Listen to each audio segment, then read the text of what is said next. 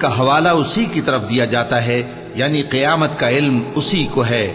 اور نہ تو پھل غلافوں سے نکلتے ہیں اور نہ کوئی مادہ حاملہ ہوتی ہے اور نہ جنتی ہے مگر اس کے علم سے۔ اور جس دن وہ ان کو پکارے گا اور کہے گا کہ میرے شریک کہاں ہیں، تو وہ کہیں گے کہ ہم تجھ سے عرض کرتے ہیں کہ ہم میں سے کسی کو ان کی خبر ہی نہیں، اور جن کو پہلے وہ اللہ کے سوا پکارا کرتے تھے سب ان سے گم ہو جائیں گے،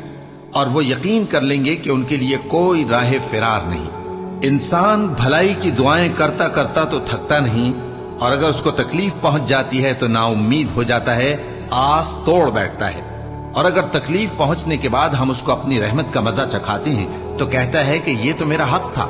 اور میں نہیں خیال کرتا کہ قیامت برپا ہو۔ اور اگر قیامت سچ مچ ہو بھی اور میں اپنے پروردگار کی طرف لوٹایا بھی جاؤں تو میرے لیے اس کے ہاں بھی خوشحالی ہوگی۔ پس کافر جو کچھ کیا